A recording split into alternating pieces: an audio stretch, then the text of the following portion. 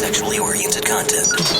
Listener discretion is advised. Loveline starts now. And it is Loveline. Again, that number is 1-800-LOVE-191. Very exciting evening today.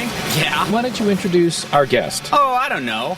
A little guy who started off his career in the space rock band Hawkwind many years ago, but you probably know him best for the close to 35 years as the only static member of a band called Motorhead. The image of his silhouette holding that Rickenbacker bass, that alone is enough to put shivers up my spine. I'm of course talking about the man sitting right next to me, musical icon Lemmy. You romantic fool.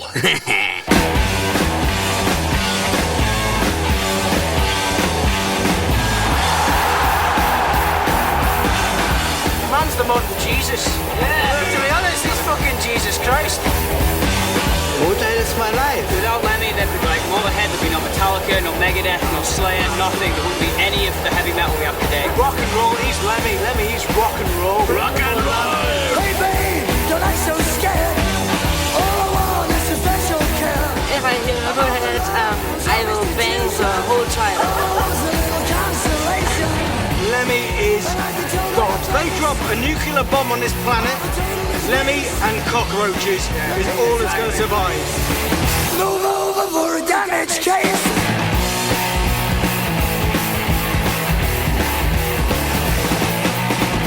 Hey babe, wait a minute, stop.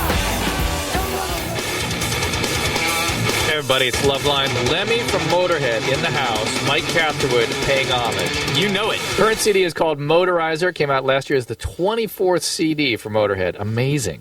Yeah, it makes me all right. 35 years ago when you get the band started, do you think you'd be 25 albums in? You don't think like that. You think 2 years, you know. I mean, you just want to play with a couple of guys, you know. That's all it is. And then it goes on and on. And on. Is it true that over 2,000 women you've bedded? No, that was actually the magazine printed that. I said 1,000. Yeah, that's still pretty impressive. Not really. I've never been married, and I've been, you know, I'm 63. Yeah. Work it out. It's not many a year. I like how he thinks. Let's go to calls. Jason's calling from Canada. Lemmy, it's an honor to be talking to you, a true legend. Thank you. I had two quick questions for you. Basically, I'd like to know what are your musical influences today? And the other question is favorite place to play a gig? Well, I don't really mind wherever you play as long as they go hooray, you know. I think it's cool that you're still rocking today. Keep up the good work. Well, I will. Because don't forget, I'm not qualified to do anything else. The other question was, what are your musical... Influences, yeah. He anticipates that one. Your influences are the same, you know, when you're my age as when you were 20. The first things you hear that really knock you out stick with you, you know. You're never going to hear any music better than that. So it was Little Richard, the Beatles, Elvis, you know, all that good old stuff, you know. Where were you, Lemmy, when you heard that stuff? Well, the first time I saw the Beatles, they hadn't made a record yet. You saw them? I saw them at the Cavern in Liverpool, yeah. What was that like? It was magic, like they were magic, you know. Did you think, oh my God, this is going to be the greatest rock band of all time, or this? Yeah, is kind of. great? I did, because like we used to get these girls would come down. I lived in this holiday resort place in North Wales, and you get these girls from Liverpool who come down, and every year it was this singer called Billy Fury. They were all crazy about him, and then one year it all changed. It was this Beatles thing, you know. So we hitchhiked up to Liverpool and see what they were like, and they were monstrous. They were like perfect, you know. Everybody thinks the Stones were the hard men and the Beatles were the sissies, and it's really opposite. The Beatles were from Liverpool and the Stones were from the London suburbs, you know, going to art school and shit, you know. So it wasn't that way at all. And the Beatles I always thought were the best band in the world, you know. Well, you got the Beatles in my box. I knew you were going to say it. Okay.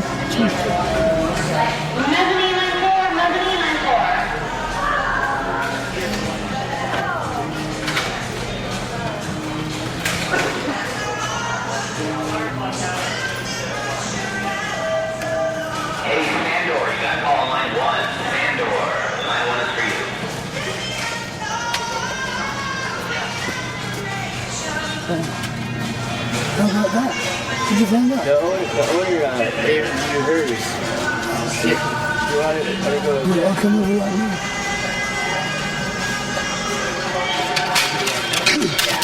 4670. Take American. Oh, yeah. Take Visa? Where's the lady that gave me a copy?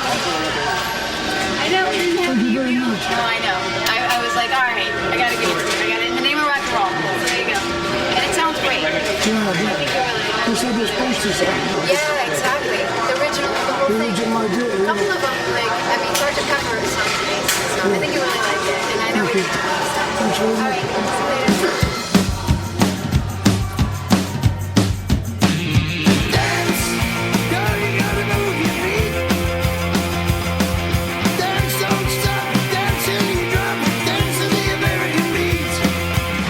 The Sunset Strip has seen a whole lot of different movements and genres and musical versions of the same thing, basically. You know, we had a bunch of different musical movements, and first of all, Motorhead is one of those bands that transcends movements. Like, it doesn't matter what's happening in the community and the rock culture, Motorhead is still hailed as being like king.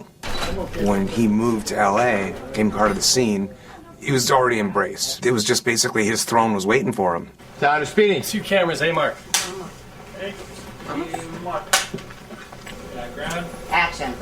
Lem, someone I want you to meet. Hank Moody, the writer. Obviously he's not from LA, but it's really interesting to see like how much of a staple Lemmy has become, especially in Hollywood. He's become a Los Angeles icon, you know. Cut. Ready? I don't know if he does fit in LA. LA's so fucked up, you know, but he doesn't really fit. I think Hollywood has to fit him. Now all we have to do now is do that another 147 times and we go. A lot of people are LA bashers, you know. It's like, especially people from up north in San Francisco, you know, that kind of thing. Oh, that's LA, La La Land, or whatever they call it. And, you know, it's just a land of, you know, pretentious people and all that kind of thing. There's a real weight to this town. There's a real history to it. I think it's got a lot more balls than a lot of big cities, frankly. Lemmy looks like an LA rocker to me. I mean, he's just got that thing about him. He's got the part that's combination biker, musician, or, you know, guy that works at the car wash. You know, he's got that old school LA look. He doesn't change it, and I don't think it was created, you know. And that's what the good part of LA is. It's the people that don't try to be. You know, I was in bands when I was a little kid, and then I kind of came to California to do that. We got out here, and this cat I knew wanted me to come to an acting class, so I went. And next thing you know, I was in some theater group, but I didn't know anything about it. I realized that I was making a little bit of money doing this acting, you know, and so I stuck with it and started playing music. Points on that Monsters Ball? Yeah. I made $500,000 on Monsters Ball. When the movie came out, and that's just up front there. And when the movie came out, it was successful. It made about, I don't know, $35 million, and it made for $3 million, right? One day I'm sitting at the house, and my assistant comes in and says, "You just got a check in the mail." I looked at it. It's for a couple of $1 million. Yeah, I went and bought a case of Bud. You know, another case later. Yeah, right. Yeah, Metallica recorded 4 of our songs, and I got a check for like $100,000. You know, I ain't got to the millions yet, but you know, I'm working my way up. That's pretty good. My first favourite was Buddy Holly, and then Little Richard, you know. Oh, yeah. No, those guys. Little Richard, such an outrageous voice. Oh, yeah. The best vocal ever in rock and roll. I worked with him one time on a TV show. He was there, and he pulls up in an old Cadillac, and all these guys get out in suits and everything, you know, and had a whole, yeah, right. And he met my son. My son at the time was only like 3 or 4, you know. And little Richie goes, "Oh, hey, baby." And I told my kid, I go, "Hey, Willie." Excuse me. I said, "Hey, Willie, listen, it's okay to talk to this cat, but don't sit on his lap." Lemmy's like a fucking radioactive cowboy. Hard rock Johnny Cash. A biker. World War II chic. He's Black Bart meets Mad Max. He's Captain Hook. A little bit of cowboy, a little bit of metal, a little bit of rock and roll. He would be the perfect description of like my dream dude for sure. Lemmy's look is something that is probably a little bit cultivated from back in the 50s, and then added to that some of the sort of shit that he picked up along the way, you know, his bikers, punk rock, whatever. Although he's been around for a long time, so it's, you know, maybe he had some of the punk stuff they got from him.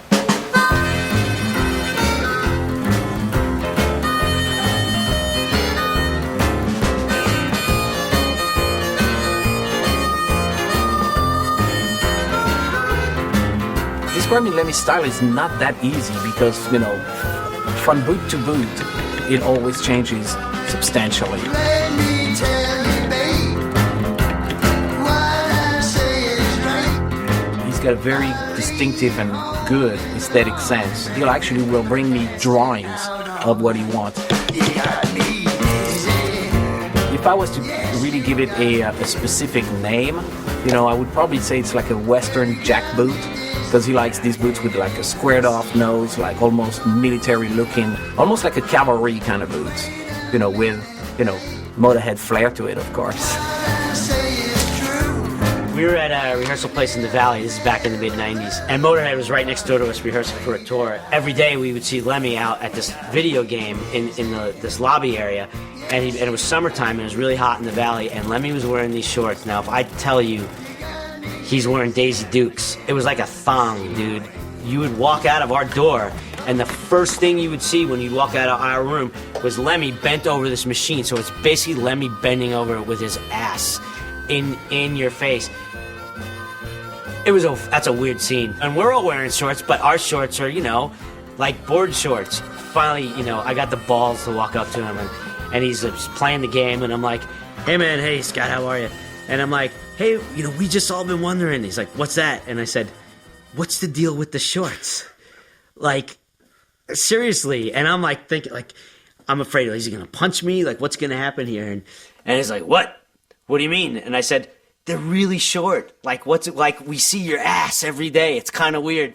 And he goes, what? It's hot out. These are shorts. And he like kind of steps back. He looks at me and goes, those aren't shorts. Those are pants. These are shorts. I'm cool. And he just kind of goes like this. Like it made absolute sense. So bad, baby, I don't care.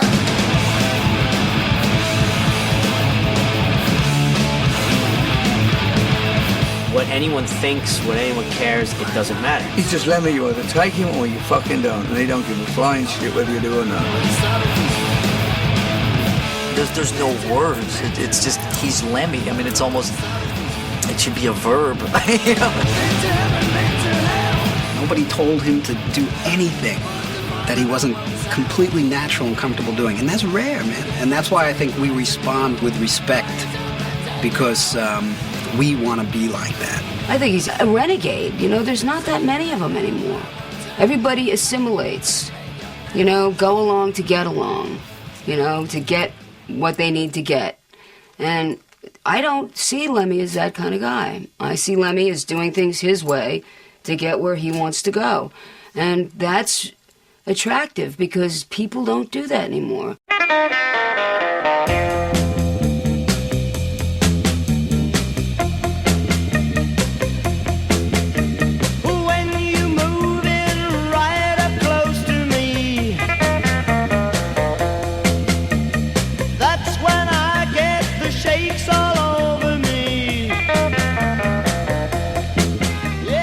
The thing I remember about Lemmy, which is, nothing to do with music, is he was obsessed, and I think he still is, with one-armed bandits.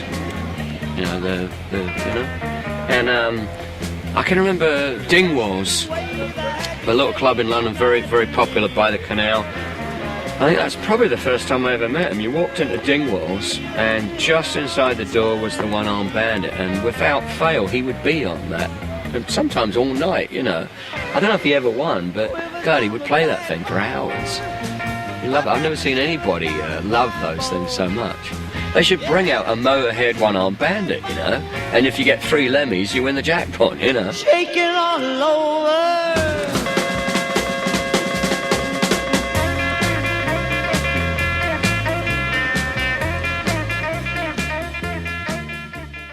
When it comes to rock and roll, you need something to believe in, Like, integrity means everything.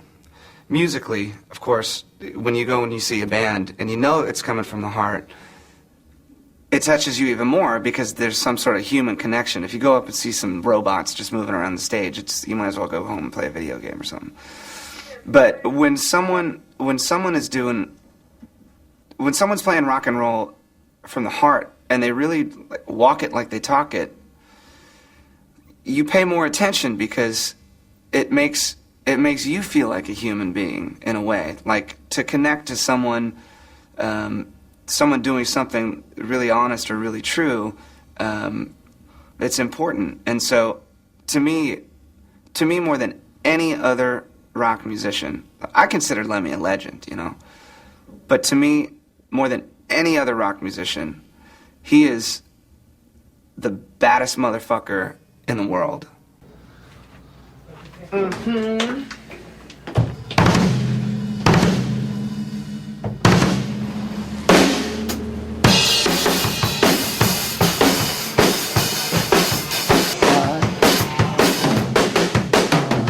You know, it'd be kind of cool if I could get one of those lyric sheets. When it gets to the instrumentals, there's 2 12 bars in a row. Okay.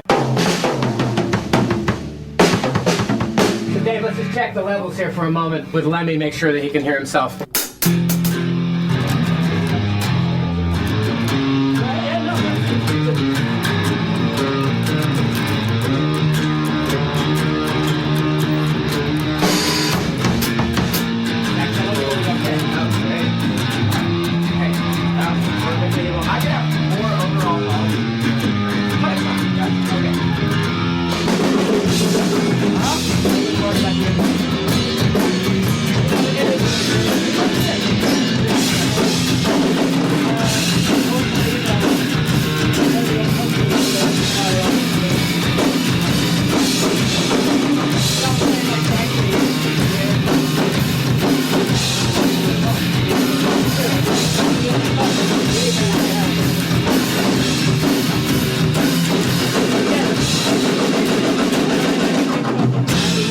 That one little spot where it's on the double chorus, I can just... Yeah, it's a double chorus, you know. Fuck! No! For Christ's sake! What was Chuck Berry thinking? Chuck. I remember a show in England that I did with Meatloaf where the whole show was held up because Chuck Berry thought he hadn't been paid when his agent had been paid. Yeah. He wouldn't go on until he had a wad of money. He'd been fucked so many times, you know. In the 50s, you know, there was no rules at all. You know, a guy would pull a gun and say, I'm not paying you, what are you going to do? Oh, even in the 60s and late 60s, Hendrix got burned fucking blind, you know. Yeah. I mean, he never saw any of the money. I was fucking standing outside of LAX once getting ready to get on a plane. And this young black guy comes up to me and he says, hey, I read in an interview that the only person that you ever want to meet is Little Richard. And I'd always said that. Like, I don't give a fuck about anyone else. It's Little Richard, you know? Yeah. I said, Little Richard. And he goes, yeah, he's my dad. I said, shut the fuck, really? And he goes, yeah. He goes, come here. And there's this limo parked out front. And he goes, and the window comes down like, and this fucking Little Richard is sitting right there. I'm like, oh my God. Yeah. And he goes, hey, Dad. Oh, shit. He goes, this guy was a... He's like, what? He said, this guy is a musician. And he goes, oh. And the fucking window comes down and goes, God bless you. How weird must it have been to be gay and black in Macon, Georgia in the 50s? And an amazing singer. The best rock and roll singer ever. I don't know who people consider the originator of rock and roll. That's who I think is Little Richard, because nobody else had the fuck. He was crazy. Him, you know? Elvis, and Jerry Lee Lewis. Jerry Lee Lewis. That's it. Those three. Yeah. You can't tell who did the first, whatever, but like between them, they started rock and roll. Yeah.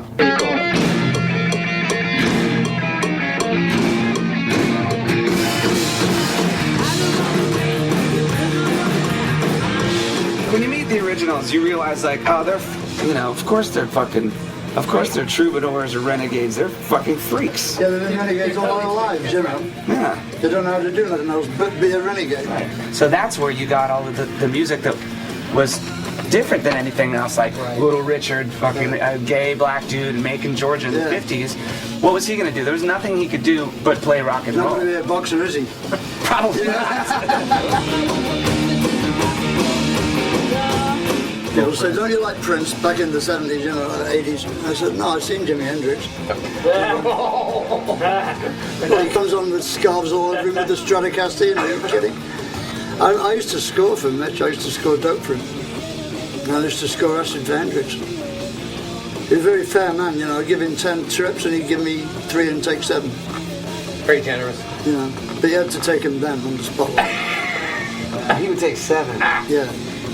Well, see, the thing is with acid, see, they say it doesn't work 2 days in a row, but we found out if you double the dose, it does. It does.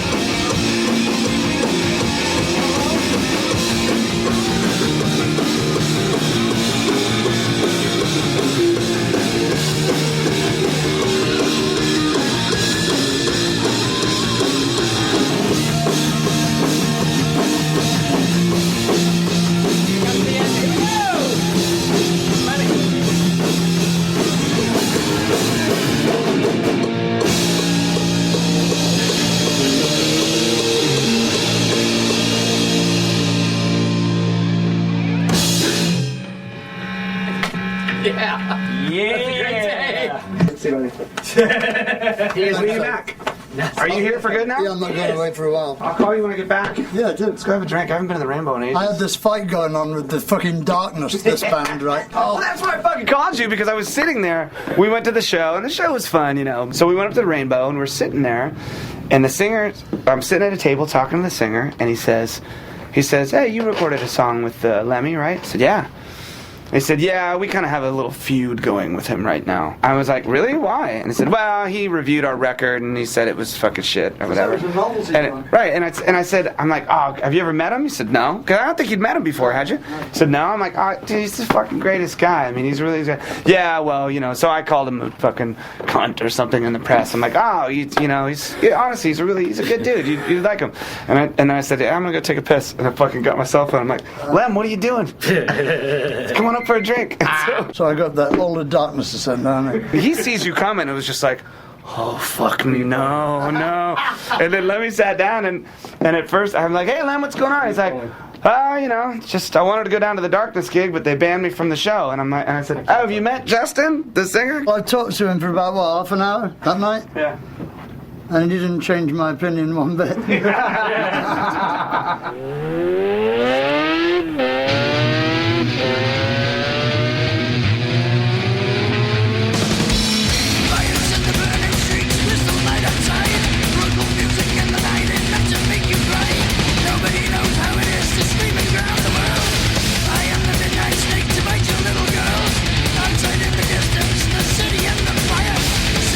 Rainbow Barn Grill is the most famous restaurant bar where musicians and hanger-oners and groupies, it's sort of like the place to go hunt and the place to die at the same time.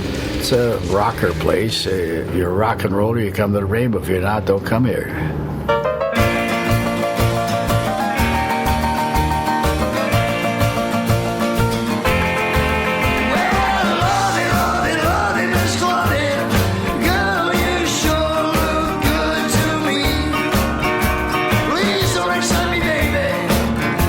In the 90s, for me anyway, Lemmy became synonymous with the Rainbow because anytime you would go there he is playing the trivia machine, and it literally became a joke. Like, let's go to the Rainbow and have a drink and say hi to Lemmy, like jokingly, and Lemmy's there. You get so many tourists that come in, especially in the summertime. You know, right? Is Lemmy hang here? Is Lemmy here? If he's not here, he's on tour. He's got to be one of two places. The Rainbow or on tour. Just give Lemmy that game, a Jack and Coke, and a cigarette, and he's there forever. When people come in here and they'll go on the game and they'll go, it says Lemmy up there. And I'm like, yeah, that's Lemmy from Motorhead. No, you can't believe it. It's like the middle of the afternoon. Then all of a sudden, here's Lemmy sitting down at the bar. I've seen everything from like chicks like welling up to the frat guy. Oh my God! It's the best when they start crying though. It's just so cute. Anyone that wants a picture, they'll take one. You know, anybody that wants to talk to him, we'll talk to him. But you gotta let him play his Megatouch first. We would just be sitting there playing it, some sort of weird heavy metal meditation mixed with Jack and Coke and something else that we won't disclose, you know.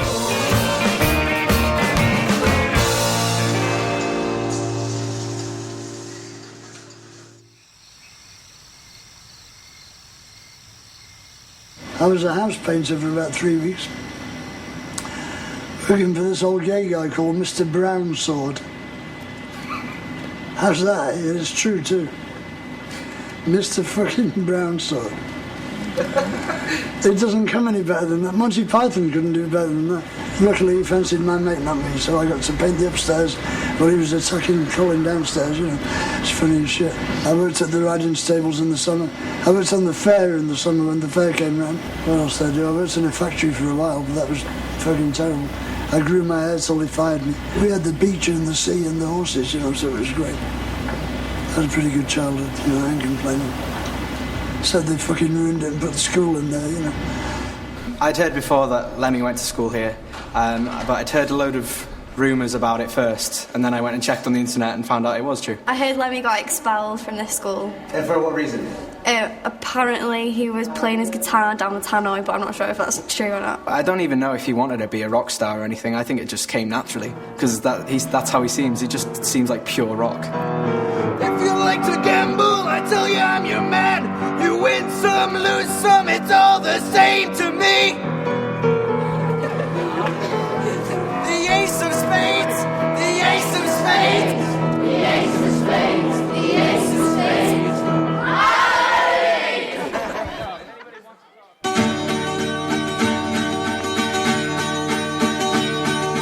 Dandy, dandy, where you gonna go now? Who you gonna run to? All your little life, you're chasing all the girls. I saw the Vickers at their races in Manchester, and I thought they were excellent, so I went and asked for a job with them, you know. Chatting up the ladies, tickling the fancy, pouring out your charms to me. We'd be on with the Kinks, the Who, the Hollies. We played at South Pier, Blackpool with the Who, and all the audience were chanting, "We want the Vickers," and Roger Daltrey didn't like that. They were a damn good band, and compare very favorably with any of the bands that I had were, bigger heads like the Who and the Kinks and Manfred Mann and all those people. At the time, they're about as big in the north as the Kinks were here in the south, we just tour all around the north of England, really. We couldn't even get arrested in London. North of Birmingham, we were big stars. This is 1965-6, we were on £200 a week each clear. That's like 4,000 a week each now. And we all had Jags, and we had a speedboat, for Christ's sake. We used to go water skiing on Windermere. It was rock and roll with a bit of thump, very aggressive, and he would actually go up to his amplifier and feed his guitar back, and he would make him scream. So when I first joined the Vickers, they were ambitious. They settled into this routine of doing the same gigs every year, the circuit. And they became, in the end, in fact, a cabaret show, So it wasn't for me, really. You wanted to be in the thick of it in London, No, we didn't.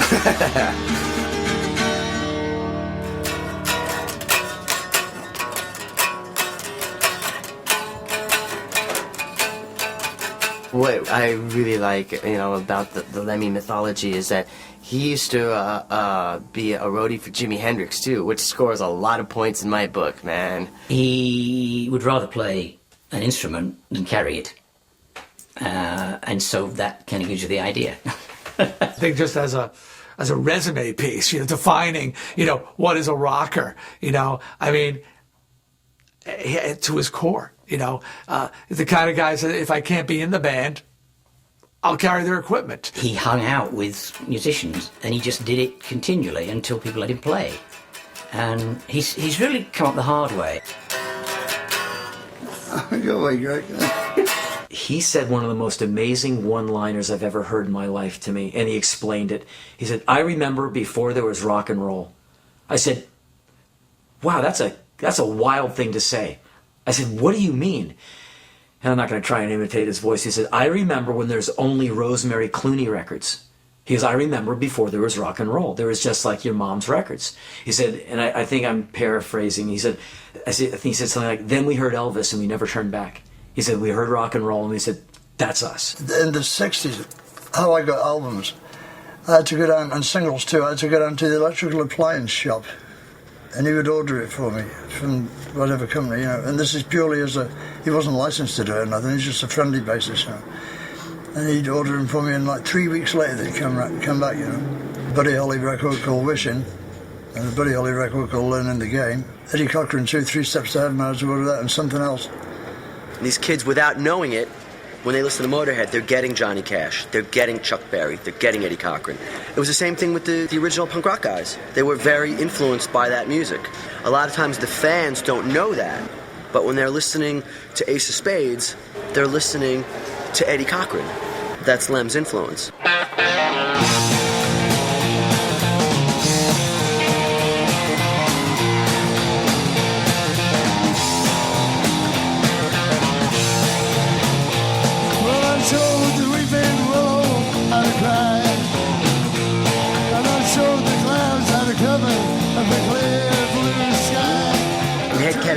It's like what we did when we were teenagers and why we played music in the first place. We're playing the songs that got us into it, but the music is so real and so unpretentious that people can't help but like it.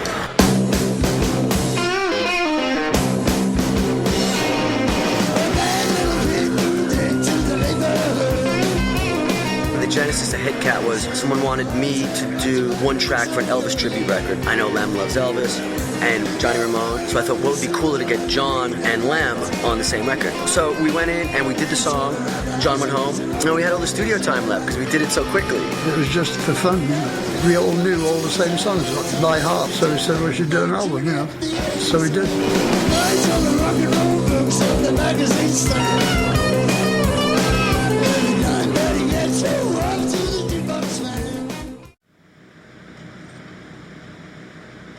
This apartment is like a fucking museum.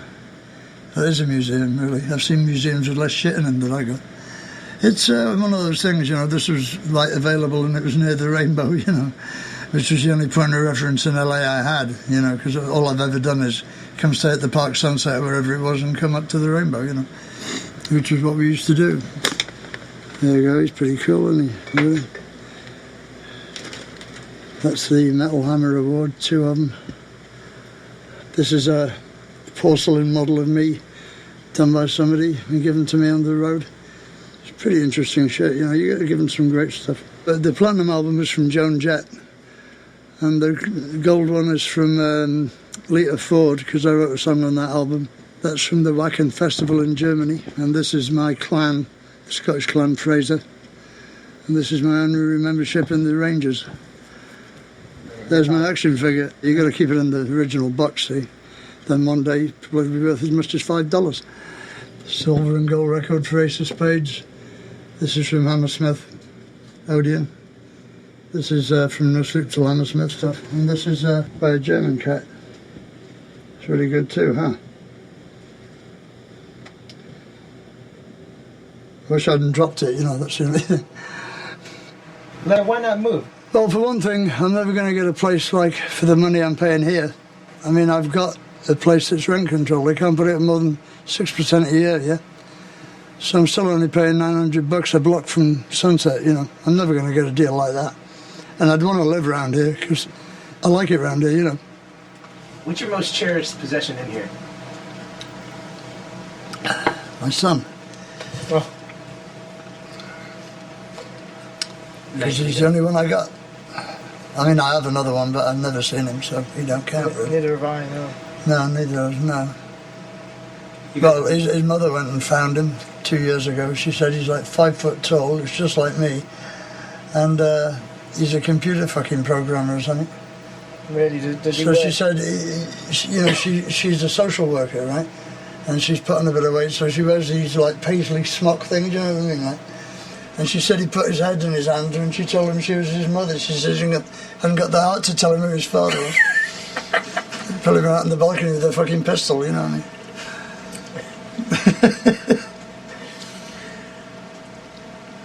Well, you can't win them all, can you? Where'd you put them? Yeah, but I mean, I don't know, I just like stuff. I've always liked stuff. Stuff is what hangs, you know.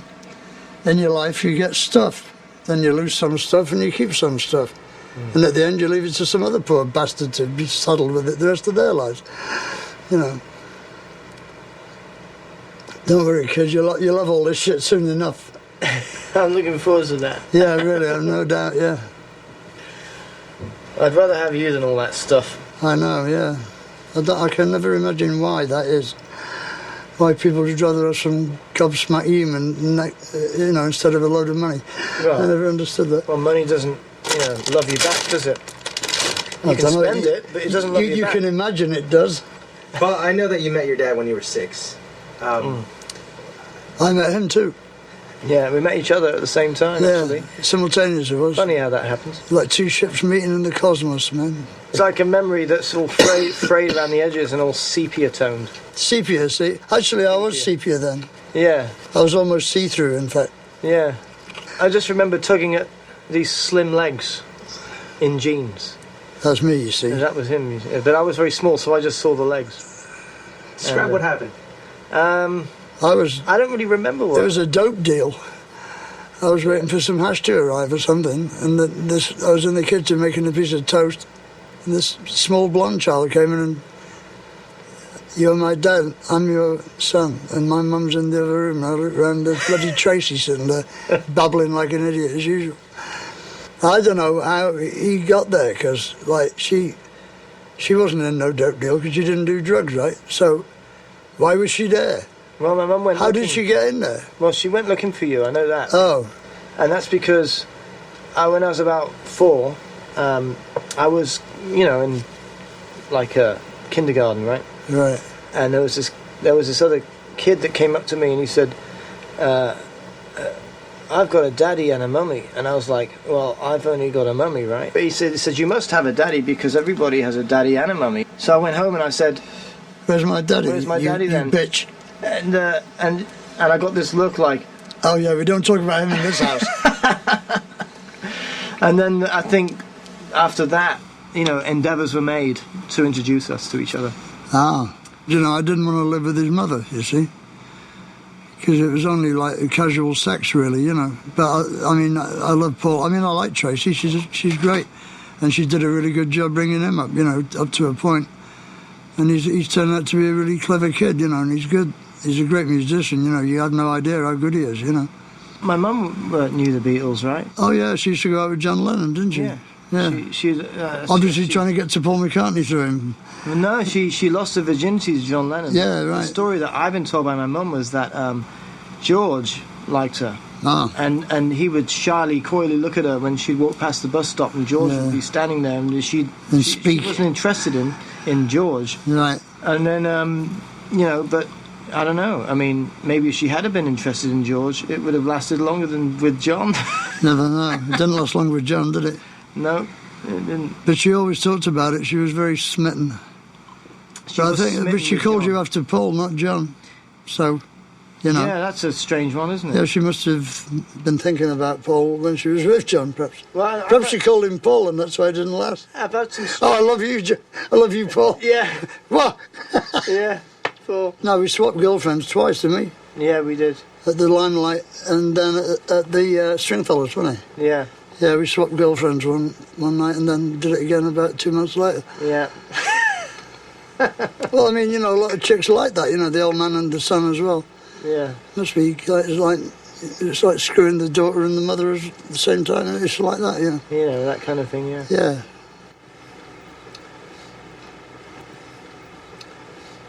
Doesn't it ever feel too cluttered for you? Yeah, all the time. What do you think? What are you doing? Shooting my trash can? Fuck off, man. You better not put that in the Where's the trash can? Huh? Where's the trash can? There. Shooting the table. He's shooting the table. I didn't see that. I was looking at that. At what? I don't know, whatever that is. You could offload some... It's a fucking Domino's bargain list. One of my favourite memories of my dad was when I was 6 years old, and I'd just learned to play like 3 or 4 chords. He came to visit, and as he was leaving, he picked up one of the other guitars and he started just playing by the front door, like, E major, and we just jammed on that one chord for about 20 minutes, and he was just, like looking right into my face, like right into my eyes, and just egging me on, like, this is the rhythm, this is the feel, this is how you do it.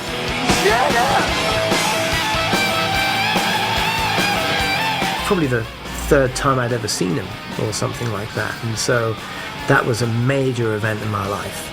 The nicest thing he ever said to me was very recently, when he said to you, and you asked him what is the most precious thing in this room, and he said, my son. And I was kind of blown away by that. I wasn't expecting that response. I wasn't thinking he would say that, but that was like amazing. It was wonderful. Thank you. This is my son, Paul. Hey, not bad for an only child.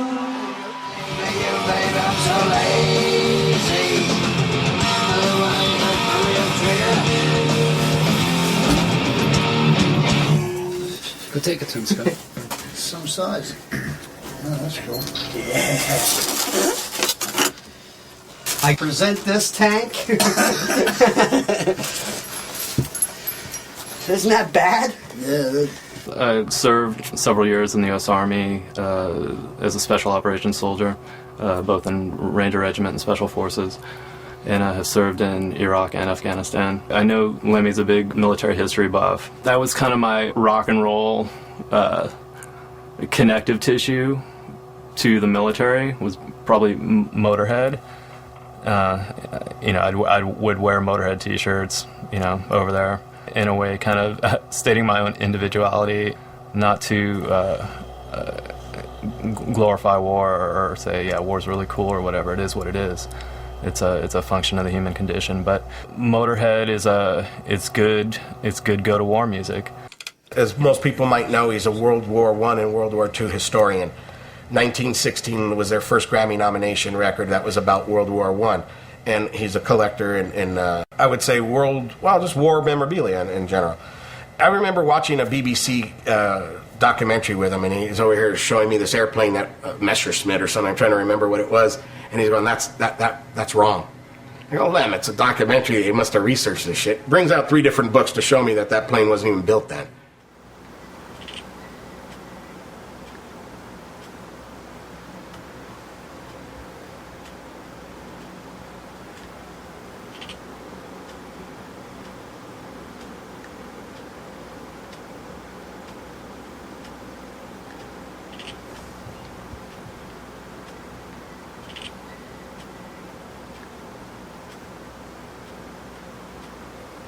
Everybody collects something, right?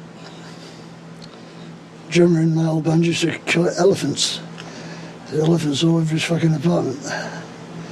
I think my collection's more interesting.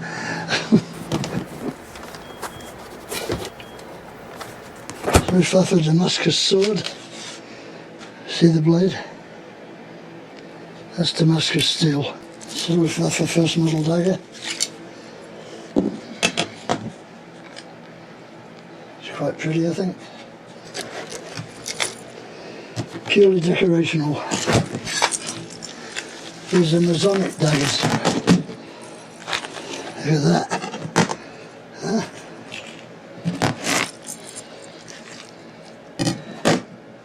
It's a nice piece too.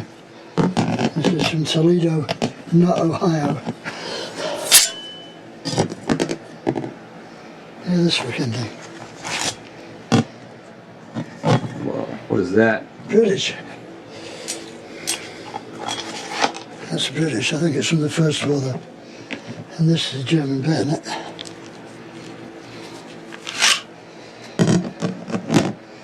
That's scene action. I always liked the workmanship and the designs, They're the last great knife makers, the last great sword makers. It's a craft in Germany that has largely disappeared now, Even a lot of the American swords were made in Germany. In the Civil War, there's a lot of German swords used in that war. And up to the First World War, obviously, I got Argentinian stuff, I got Yugoslav, I got Croat, Slovakian. And how long has it taken you to mass this collection that you have? Is it years and years, right? 19 years, yeah. When I came over to the States, I had nothing.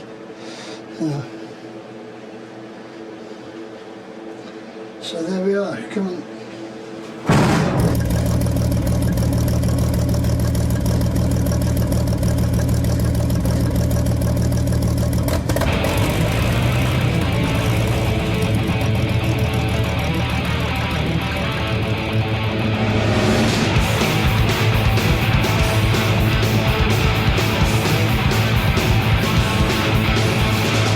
What I dress up for you? Yeah, you look good. Afternoon.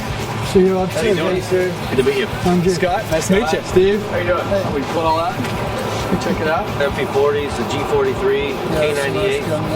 That's a 251-9. Chassis of a 222, isn't it? 251. 251. There's the head, sir. What was the chassis? A 38T. 38T, Right. check chassis. Yeah. Check one. Right. Skoda. Right. So, Did you have to restore it? yeah, it's got the an original engine in it. There you go. Over there on that side.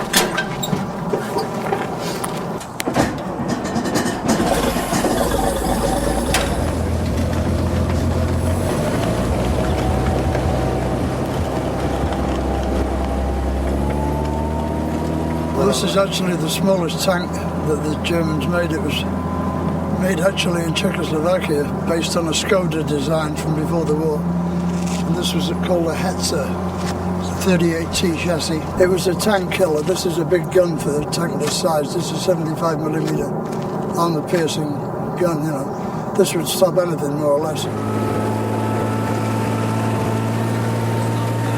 They buried this tank in the ground, right? So all would be visible would be this here, right? Just the gun on the top of the tank, you know. So they just sit there and wait for you to come along and just kill you. Wars are the most interesting times. It shows the best and the worst in people. A war, you know, you get to find out who your real friends are. Ask any of those boys coming back from Iraq, you know. Anybody who's watching this film and thinks that you're a Nazi, what do you want to say to them? Well, I've had 6 black girlfriends so far, so I'm one of the worst Nazis you ever met, right? Imagine going to Nuremberg and introducing my girlfriend to the Fuhrer, you know, like, yeah, I don't think so. I just dress how I like to dress, you know. I don't ask anybody else to do it, you know. It's a free country, supposedly. I've often said if the Israeli army had the best uniforms, I'd collect them, but they don't, you know. So there you go, you know, I can't help it. It's ridiculous to think that I could be a Nazi. I'm about as far from it as you could get. Oh yeah!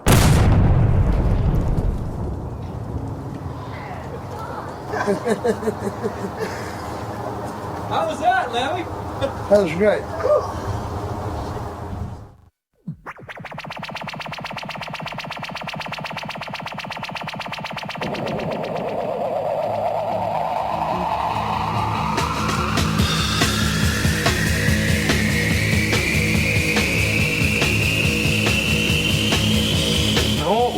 I think we're really ahead of the time. I worship Hawkwind. You know, that's some genius music.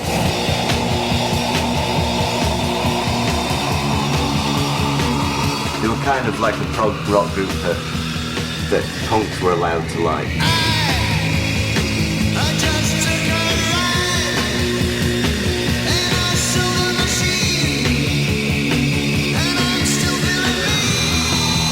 It's dangerous kind of rock and roll. It's not choreographed, it's not safe, it's not cliched, it's not, you know, you never know what you're going to see, to be quite honest. And that's got to be good, isn't it, you know? We're a space rock band, so I mean a lot of the music we play was around science fiction stories which we'd sort of interpret and put into music, so we're a pretty heavy rock band with nice flowing electronics. People thought we were some sort of hippie fucking fire people. It fucking wasn't true, man. We were like a black nightmare, man. We used to lock the door so people couldn't get out. It was a psychedelic experience, and nobody was doing that sort of thing really. We just used to get this sort of trancey beat going, this trancey rhythm, and a strobe going, you know, and it's like, it didn't drive you insane, it just put you into a trance really.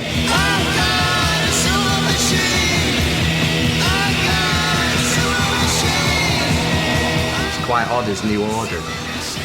The driving sound that Hawkwind had, the very pulsy, percussive keyboard sounds, you know, we would actually listen to that and try and emulate it, you know, in songs like Temptation and Everything's Gone Green.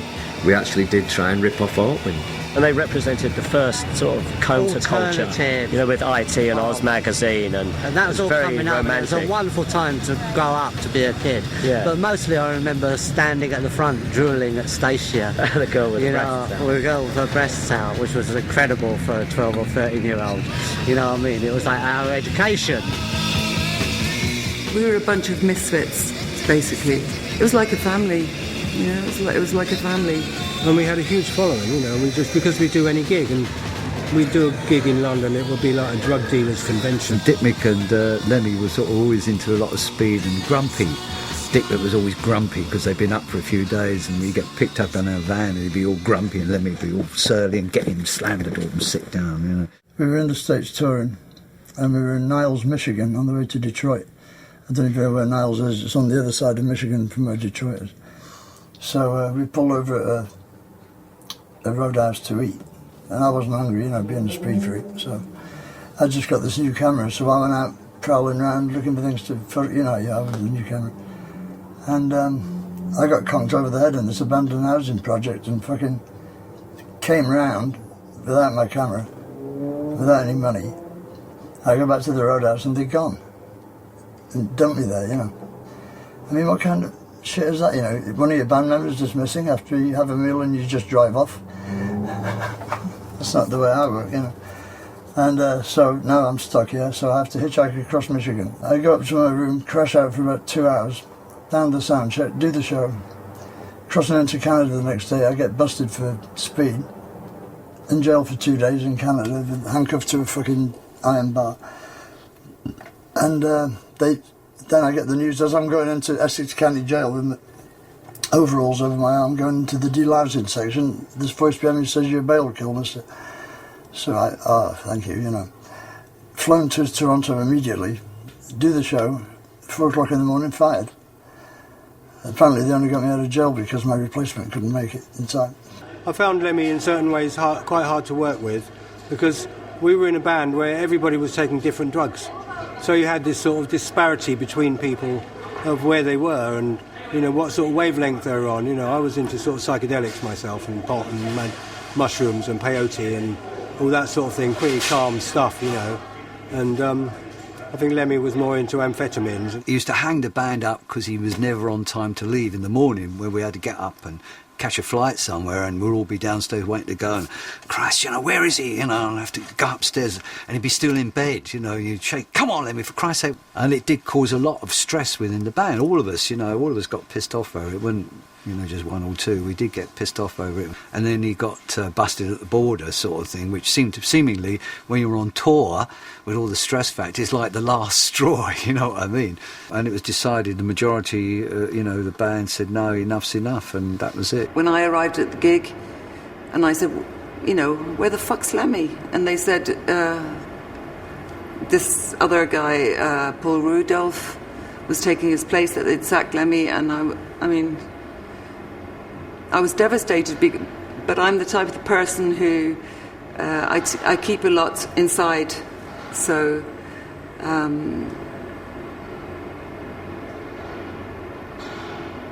I think I just carried on, but I was devastated. It was quite a sad thing, actually, very sad.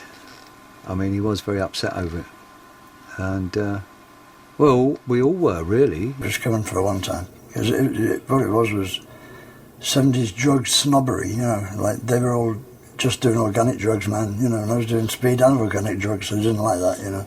He hated us for it all, really, at the time. Well, you would do, wouldn't you, you know. He described me as sanctimonious, self-righteous arsehole at some point, and I thought, oh, well, that's all right, that's what he thinks of me. I went home and screwed 3 other old ladies, you know. Well, you know, vengeance is sweet, saith the Lord, you know. And I must admit, I was banging one of them already before we left. But it was a great time. I wouldn't have traded it for any other band, ever, you know. In fact, I would have probably been in that band right now if they hadn't fired me. But they are. And it was quite good for him, because look where he is now, so...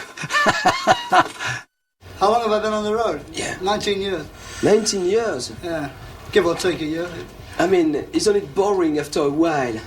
No. Why is there so much violence on the road? Why do you break things in auto roads? I mean, the violence. I mean, when you start doing things. Fucking violence! I don't know what you mean about violence, huh? You want to see some violence, baby? Don't break it on me! Don't break it on me! No! Not me! How old are you, Kelly? You haven't done an interview? Yeah, do it tonight. Come on.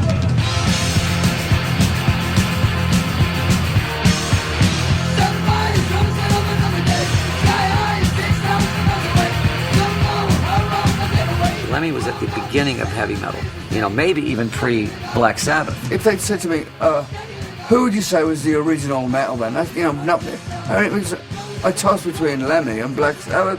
I would say Lemmy and Motorhead. They took elements of what existed as heavy metal, mixed it with punk, and created this frantic, intense, powerful music form that, you know, went on to define heavy metal as we know it. It was just brash, in your face. It was like getting socked by an overhand right. You know, it was like Mike Tyson in his prime. I remember you turned the radio on and it was like really, really rancid disco, bad boy band pop music, you know, the Osmonds, stuff like that. And you go and see a Motorhead show and it's completely different. The silver-tongued devil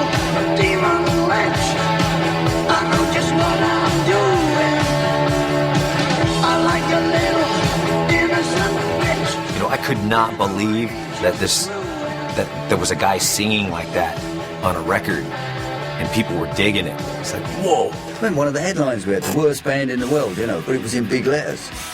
Well, I mean, it was fucking great. You know, I didn't give a fuck. Well, you kind of care to a point, but, you know, but the kids were turning up, you know. I want to see the worst band in the world, you know. They must be great.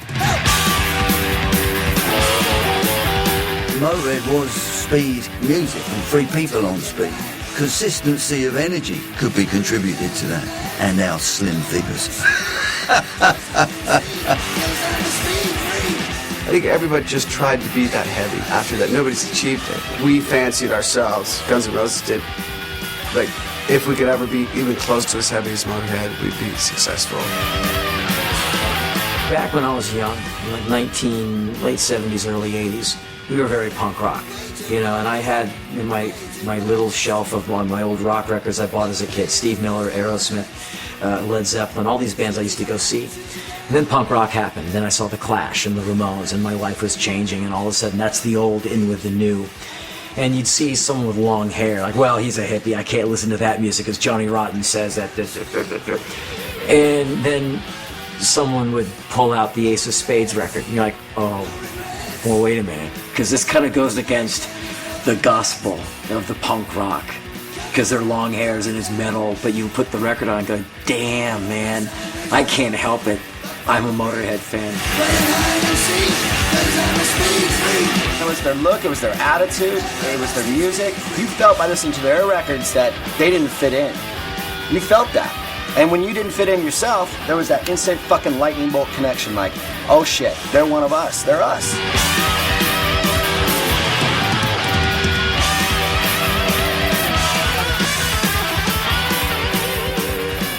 I think, personally, that this tour is the antidote to Simon Cowell and all the evil shit music that he's purveying. And if there's one man on this tour that embodies the spirit of rock and roll more than Lemmy, show him to me. Ladies and gentlemen, the great man himself, Lemmy!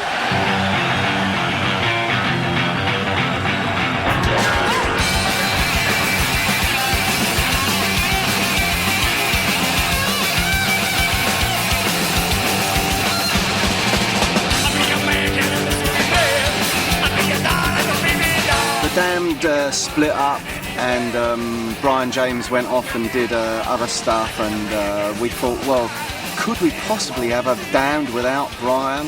We thought, no, we need someone who can really play bass. So we asked Lemmy, and he instantly said yes, he would do some gigs with us. As a laugh, me and Scabies said, yeah, let's see if he'll play SOS by ABBA. And, you know, so we thought there's no way in the world. We just did it as a joke. And then we said, yeah, I'll give that a go. And he played it. He played a whole bunch of Damn songs. And we did one of his, one Motorhead song, and we fucking ruined it. Yeah, he wasn't pleased about that. He said, I learned all your fucking shitty songs and you ruined my one. One fucking song, you bunch of cunts. The great man himself. Killed by death. Metropolis. Overkill. I don't believe a word. Some people might be like, killed by death, that's stupid. I'm like, no, you're stupid. Lemmy is an amazing lyricist. Powerful lyricist. Smart, sharp. The first lyrics are just so twisted, just straight in your face. Don't talk to me, I don't believe a word. But that's the way I like it. Baby, I don't want to live forever. I mean, who can say it better? You know, I mean, that is one of the most prolific lines. You win some, you lose some, it's all the same to me. I kind of live by that. Fuck Keith Richards. Fuck all those dudes that fucking, you know, that survived the 60s and are fucking flying around on Learjets and, you know, living up their gunslinger reputation as they, you know, fuck supermodels in the most expensive hotel in Paris. It's like, you know what Lemmy's doing? Lemmy's probably drinking Jack and Cokes and writing another record. 2, 3, 4.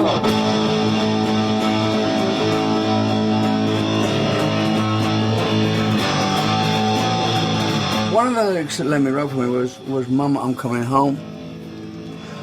And it's really a haunting feeling because it's like when I give someone who doesn't know what the situation with my wife and I really is, it's kind of spooky when somebody writes a lyric and you sing that lyric and you go, fucking it's so close to home, you know. Every time I play that on stage, it's like I get a chill up my spine, you know. Just a clown in a one-horse town in a broke-down second-hand car. Can you still get it up? Or are we pushing too hard? I think if you ever had a beautiful girl, you had to use your MasterCard. Nah. Let's go again. Can you still get it up? Or are we pushing too hard? If you want to get your hands on a beautiful girl, you gotta use a MasterCard. Let's listen to what we have, okay? Yeah. Look, pills. Ooh. What kind of pills are they? Vitamins? No. No. Diabetes. And one for blood pressure, I think. I mean, I told him my blood's pressing just fine. Every time I cut myself, it comes right out. Okay, that's it. There's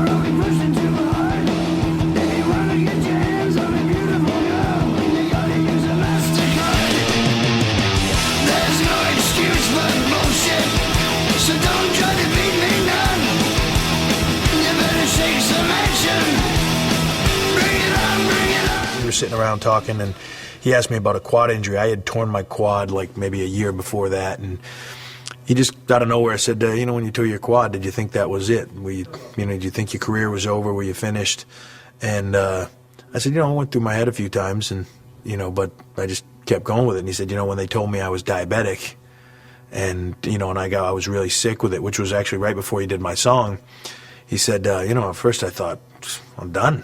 You know what I mean? It's all over. But then he said, I started thinking about it, and the fuck am I going to do? He said, I've lived my whole life this way. I've done everything I've done up until now to get to where I'm at. I'm not going to change. And the quote that always sticks with me, he said, I do all the stuff that I do drug-wise and drinking-wise and all that stuff. And at the end of the day, he said, I'm too old to find God now. Tell you, man.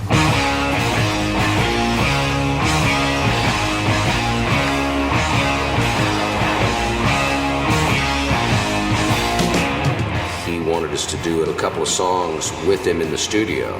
He came in there with a bottle of Maker's Mark whiskey, and I started drinking with him, and we really didn't get much done because we were just drinking, and he was like playing guitar and showing me stuff, and then we'd start drink, and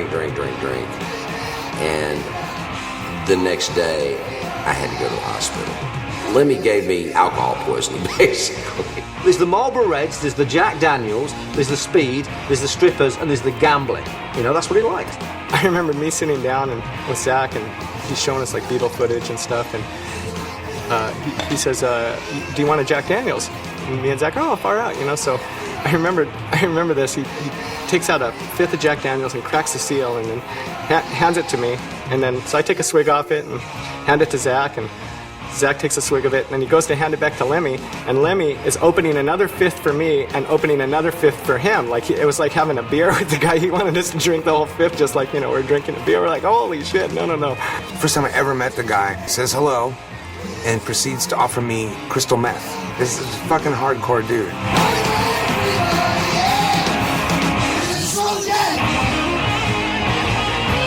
I will say this, I've never, ever seen Lemmy incapacitated by booze or anything. I have not seen him fall off the stage. I haven't seen him say stupid things. I haven't seen his life crumble because of it. It would be pretty scary. Have Lemmy completely sober and on you, man. By the law of average, he should have been dead. We all used to hit it really hard, but he's just, I don't know, he's made of fucking iron. I don't know what the fuck.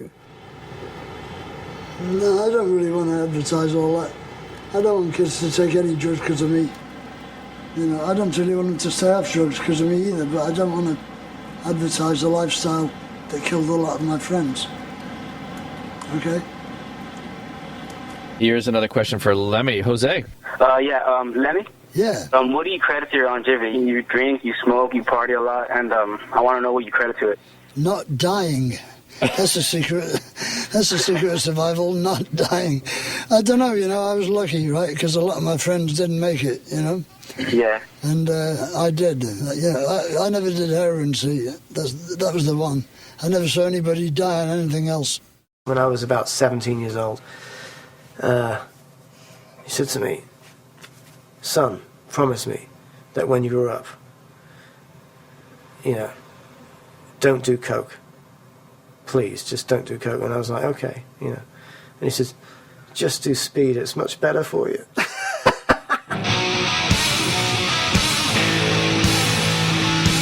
When you think back on it, Motorhead was the original thrash band. About everything about it. They played fast, it was gnarly, it was a little loose, it had some punk rock, it had metal, it had all the elements that we then later perfected and refined, and then we became part of, the big four of thrash metal. You could definitely say without Motorhead, there's no Metallica, there's no Anthrax, there's no Megadeth, probably no Slayer. There could have been, those bands would have been like Anthrax Light or something.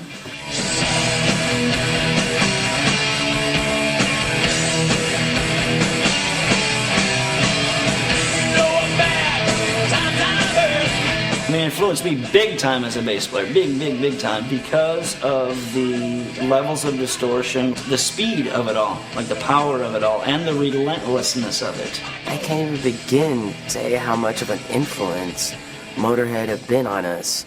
I mean, and it's like, on a bunch of different levels. I'll give you a list of things that were lifted from Lemmy. Musical level. Singing style, lyric phrasing, the simplicity, the rhyming scheme of it all. Attitude. Trying to be as cool as Lemmy. Motivation, perseverance. The look. I mean, his facial hair in the early days for me was certainly all about that. I mean, the bullet belt, come on. Lemmy, to me, is not just an inspiration, but I think he's kind of like the okay sign, It's okay to go this far. It's okay to do this. And it's like he's kicked the door open for a lot of bands that were feeling like they wanted more.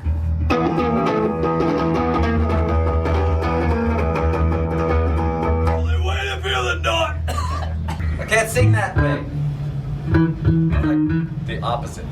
I guess sing down here. You like it low? You take the high mic and I'll take the low mic.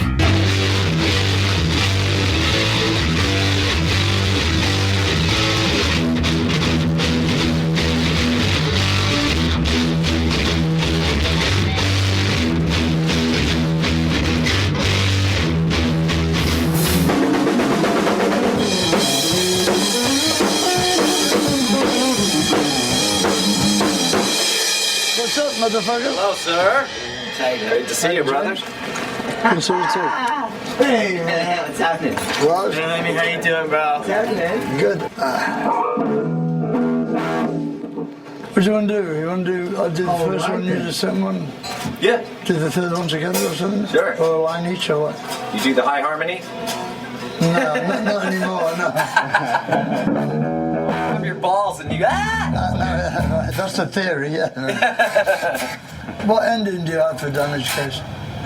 What's that? How do you end Stops Damage and I Case? stop and then you're the last. Figure that out when we get there. How? Don't be under any illusion that we know what we're doing. Let's see what happens. Yeah. Let's have fun with it. It's a 3 count. It goes 1, 2, 3.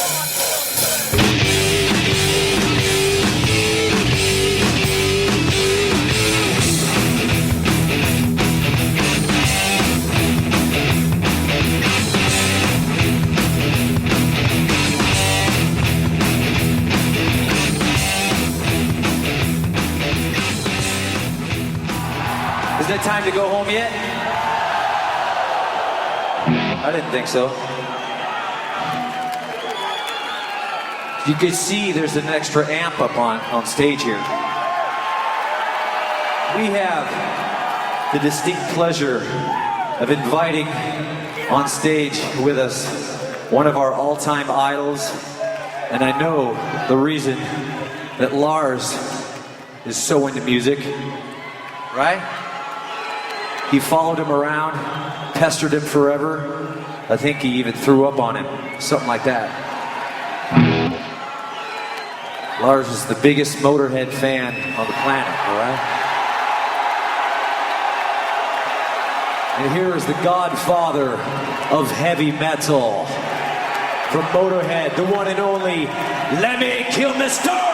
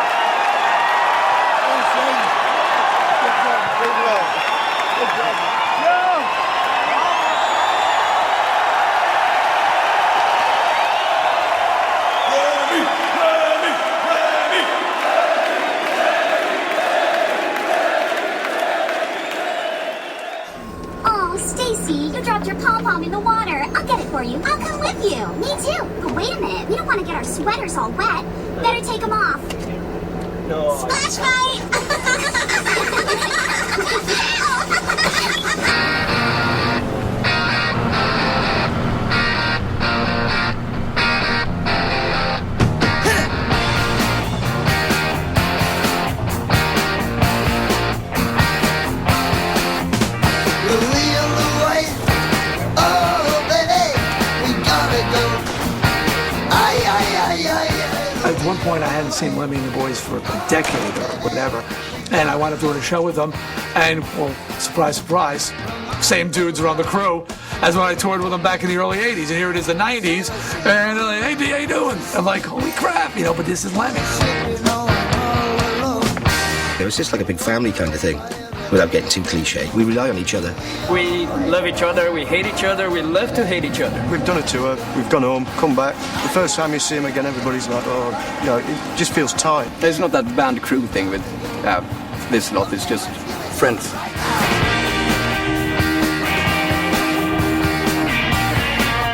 It's just fucking great. What other job in the world can you get paid for travelling around the world, meeting great fucking amazing people and seeing Motorhead every night?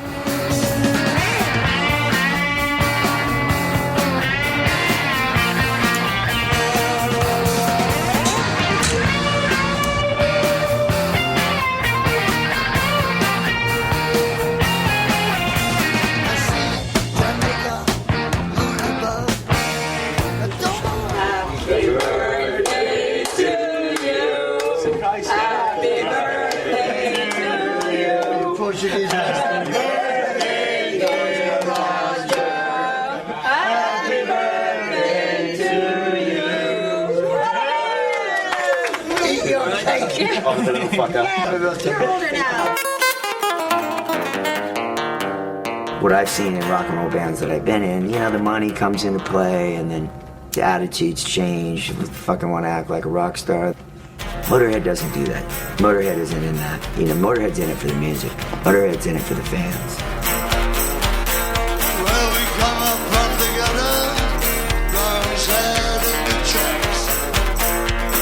We still have a goal, you know, to move this band forward and to sound the best and to be able to, you know, write good records. There's no faking going on here, you know. I used to say there's not a fake bone in Lem's body, and that really is true, you know.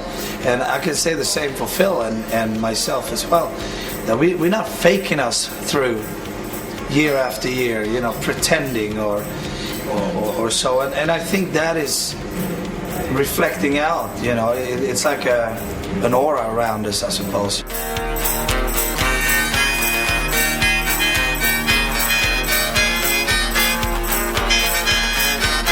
We've had quite a few people tell us that our music got them through particularly low times in their lives, you know. It does something to us when we play, you know. For some reason, it's great. I don't know what it is we do, the magic thing, but it gives you a good feeling, and I guess it's the same for the fans, like. Love the vibrato.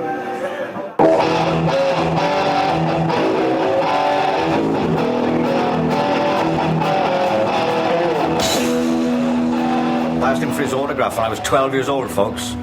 12 years old, he came to my hometown when he was with Hawkwind, and he was the only one that came out to sign autographs. If somebody said that night, and I've been in a band with this guy for a quarter of a century, like big rock band, I would have said, oh, come on. It's a good story to tell because it's quite inspiring, you know, anything can happen.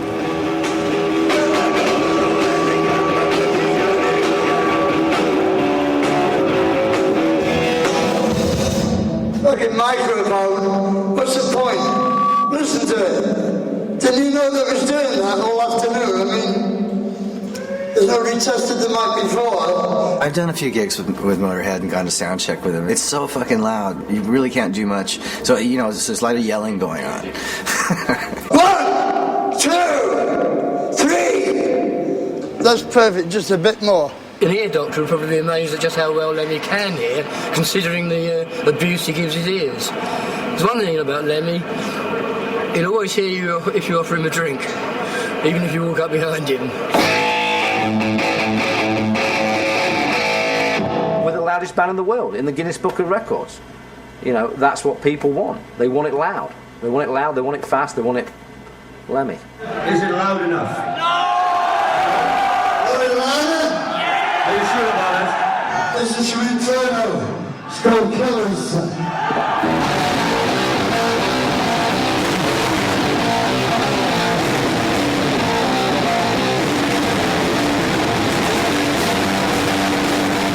I remember when we went in to record Power, Corruption and Lies in Britannia Row in Islington in London, and the people that had been in before us hadn't. You know, you're supposed to level the desk when you leave. You take the strip off and you level the desk, put it back to how it was, and they hadn't done it, presumably because it was late when they finished. And I said, well, they're rotten fuckers. I said, who was it? And he went, oh, it's Motorhead. And I was, oh, fucking great. So we put my bass through his channels on the desk, and it sounded shit.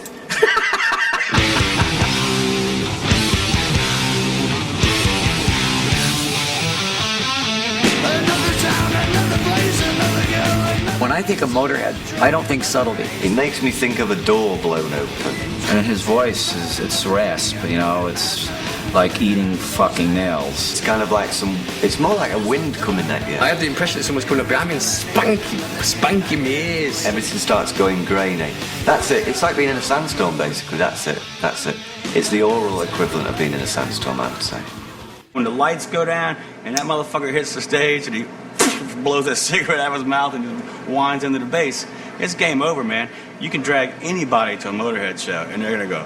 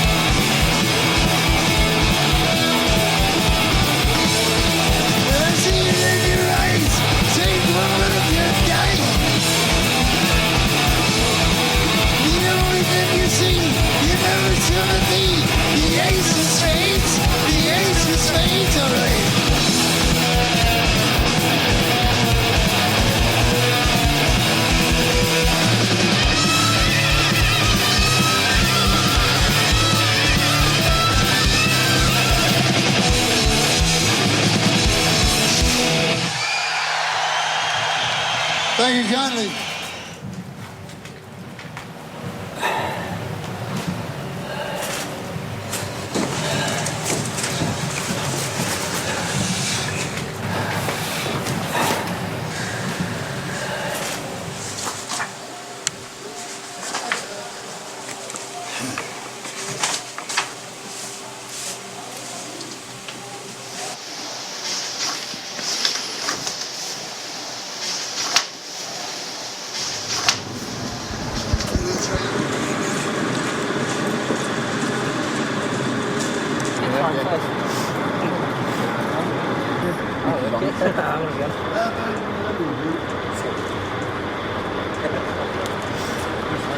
Next election, I'm gonna run against you, and I'm gonna win.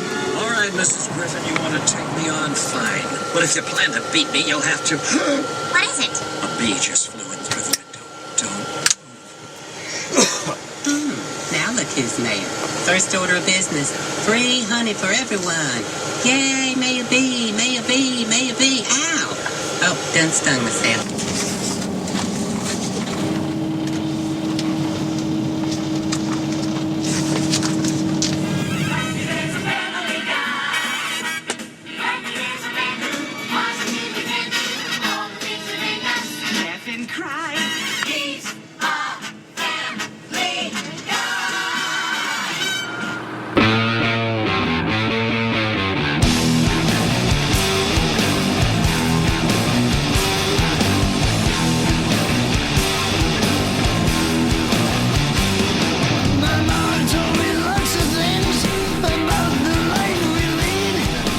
Everything about Lemmy's playing sets him apart from other bass players, and for that matter, any other musicians, now that I think about it. I think the biggest thing is the Rickenbacker and the Marshalls.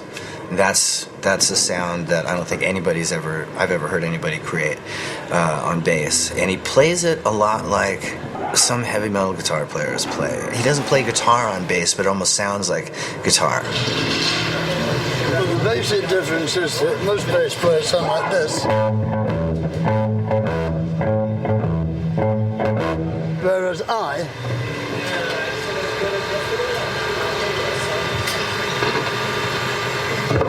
sound quite different.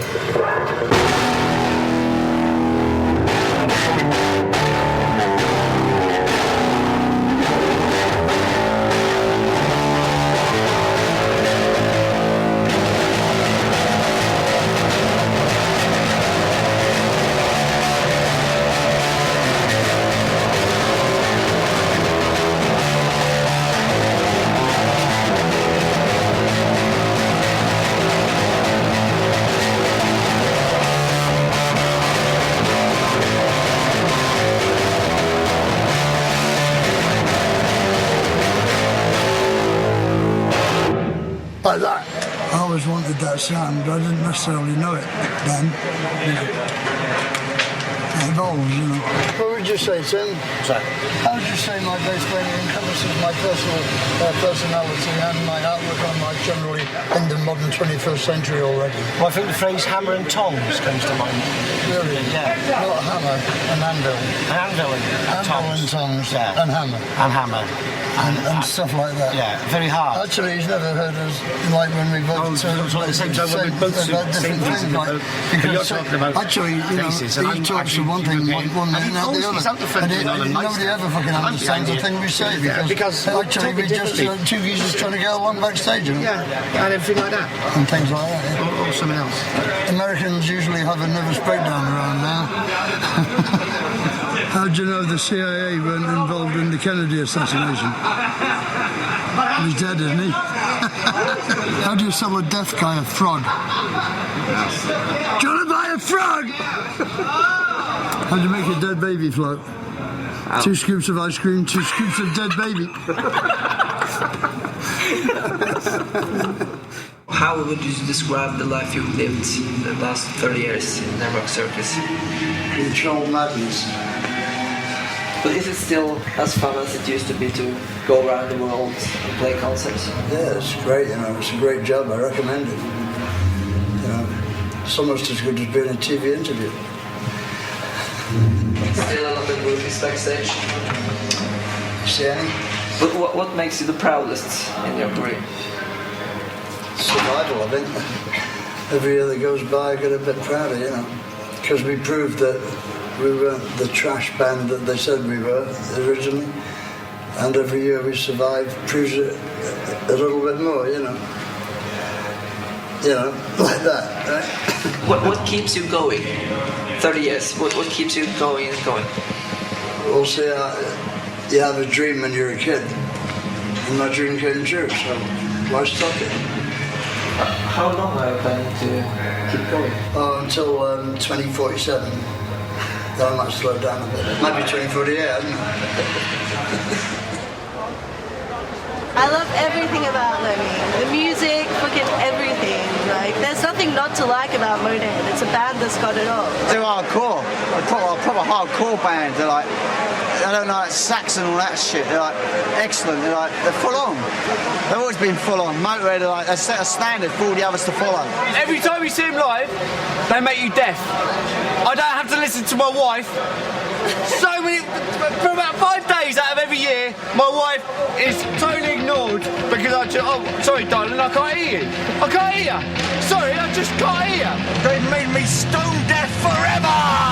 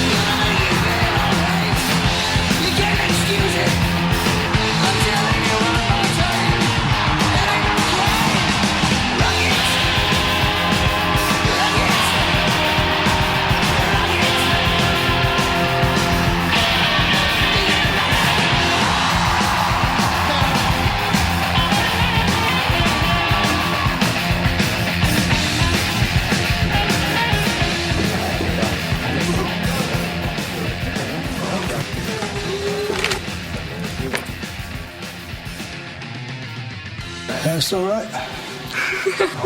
It's the biggest thing that's ever happened to me. It's huge. I love that guy. And he's so much nicer than I thought he would be. Why's that? No, he's really humble. I thought it would be like, yeah, I don't give a shit.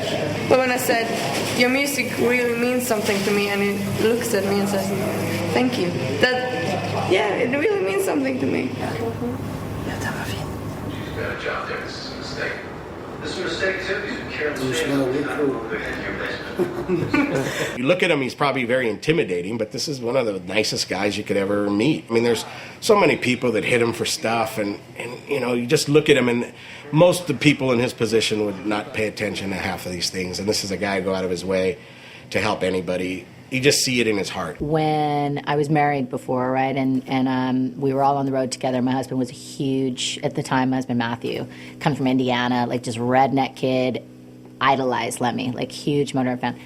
So we were on tour with Motorhead, and me and Lemmy immediately have this connection. Me and my marriage was heavily on the rocks, and you know, Lemmy would, like, my husband just wouldn't talk to him or, you know, anything, and Lemmy just would come up with T-shirts and like, hey Matt, you know. And when we actually separated, he was telling all these people in town, and we were from Athens, Georgia, so it's a very, very small town. He was telling all these people that me and Lemmy were having this affair and blah blah blah. So he and 8 months later he died. So, but when I was going through all of his things, his mother gave me all these things to go through. I found a letter from Lemmy, and like he had written him a letter saying, you know, I know at one point you really liked my band, and like, you know, just so that you know, for the record, you know, Corey and I are really good friends. There's mutual love and respect there. She did nothing but talk about how much she loved you, and you know that I would never cross that line. I'm not that type of man, and you know, and it was just so cute because when you read the letter, and it was like, I know at one time you liked me and my band, and it's Lemmy and fucking Motorhead. It's like so bizarre, but he wrote this really beautiful letter to him, and you know, with the you know, with the red candle wax with the stamp on it, you know, on the back, and sent it to him, you know, like that type of shit, man. You know, it's like he's a very, very honorable, generous, good man. He's very much a complex, emotional person, but there is a kind of a distance in that he's purposefully put in between there. Do you know what I mean? And I think a lot of that is because, well, from what he tells me, is from his youth, and how he's always had to look out for himself, and he's realised that 90% of the time the only person he can depend on is himself. Can you tell me about the people who have been most important in your life? Well, my mother, obviously, because she brought me up on her own, you know. And my granny for filling in during the day. I mean, they were really important.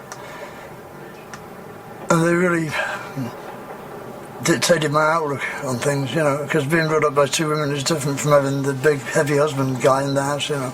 So I never got the, like, let's go out and kill some small furry animals, son, you know. Like, I never had that shit going on, you know. I just never missed a father because I never had one, you know. So I didn't care. He was just a miserable little dickhead with glasses. And all he ever did for me was walk out on me. I think I understand women a lot better than some guys do. Because women want the same things as guys do, they just don't want them for as long. Guys want the quick fuck in the alley all their lives, you know, whereas girls get tired of that pretty quick. You know, they want security, and security means you have to give up everything that might be a risk to their security, you know, which is why I'm not married. My dad once went out with a woman that he really fell in love with when he was very young. I mean, he must have been about 17. And this girl died of a heroin overdose. And, you know, my dad is anti-heroin. I mean, he will not have anything to do with someone who's on smack. But this girl, and I think it's because of this girl, you know, because he really loved this girl. And he found her in the bathtub, you know. He found her dead in the tub. And I think that he, as I can recall, he sat in an armchair for like 3 days. You know, he hasn't been able to really feel the same way about any other woman since that woman. And that might be a part of why he is the way he is. I don't miss her anymore, you know, it's been a long time, 73. That's a long enough time. I can't even, you know, some of the time you can't even picture her face, but I can picture Susie, you know, she was all right. But, you know, she died young and left a beautiful corpse, you know, and like when they do that, it's easier to think that they were the one. She probably wasn't, you know, because she was a mouthy little bitch, you know, as well, you know, but she was great, you know, at the same time. I mean, for a woman to be really interesting, she's got to be something of a bitch, surely, you know. If somebody's going yes to you all the time, yeah, that's no fucking good, is it? You want somebody to give you a run for your money, don't you? No relationship can survive a guy or a girl being in a rock band unless the other partner is also in a rock band. And even then it's difficult. Because you're away 7 months of the year, you know. Nobody's going to stand for that. Either they want to go with you, which doesn't work, or they sit at home and have affairs, or if they sit at home and take care of the kids, they build enough resentment because they think you're having a whale of a time on the road, you know. It can't work. It's one of those things, you have to make up your mind between rock and roll or your beloved one, and since sex only lasts for, what, half an hour at the very top, rock and roll set lasts for an hour and a half, you know, so I think we got that one sorted out. Do you ever stop filming? Huh?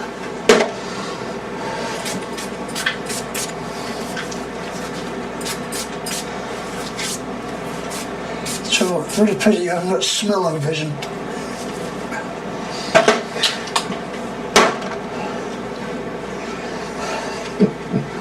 Yeah.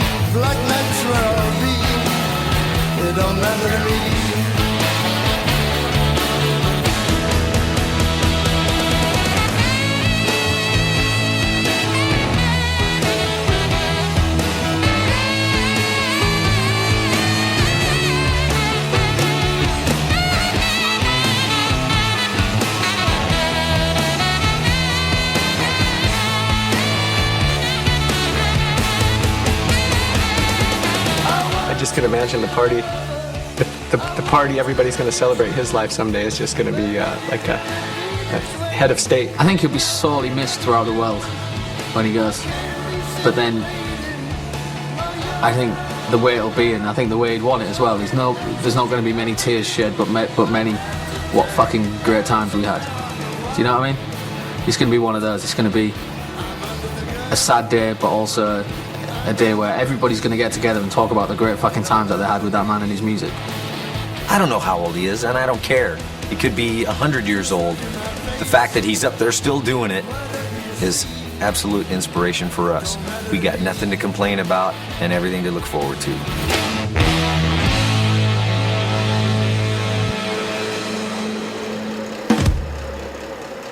And this is what I am. This is what I do. This is what I'm supposed to do. Right here. I'm supposed to be backstage waiting to go on, you know. If your life was a movie, how would you want to end? It should end with the clap of thunder and me vanishing off the top of the mountain, leaving behind a plaque which says, "Fooled you again." You know?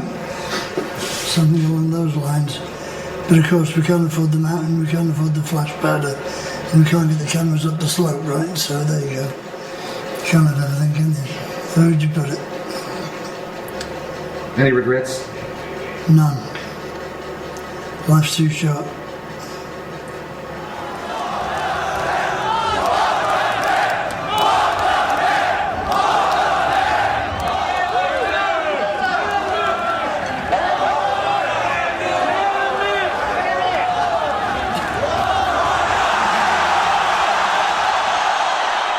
To say that you're one of the best fucking crowds we ever played for.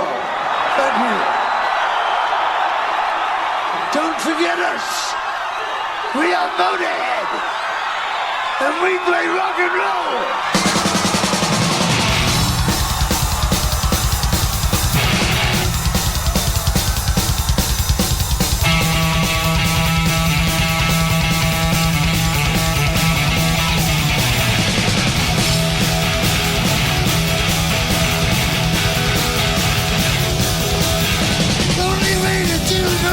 It's loud, so good I can't believe it, see me in the ground.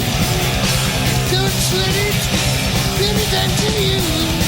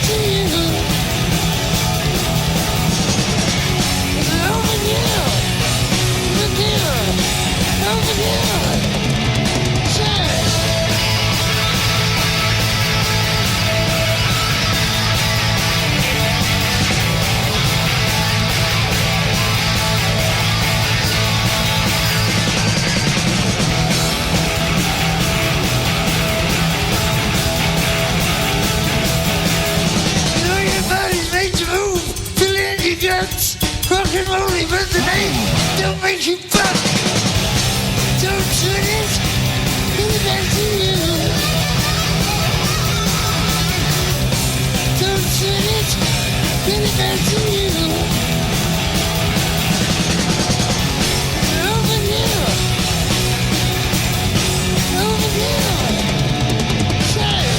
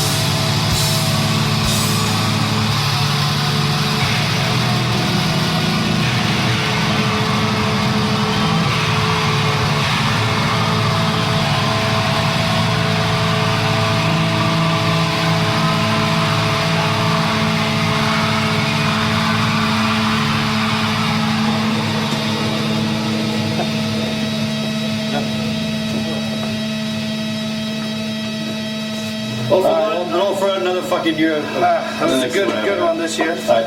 Nice one. That was too good. Right. Fuck off back to your dressing room. It was alright this show, wasn't it?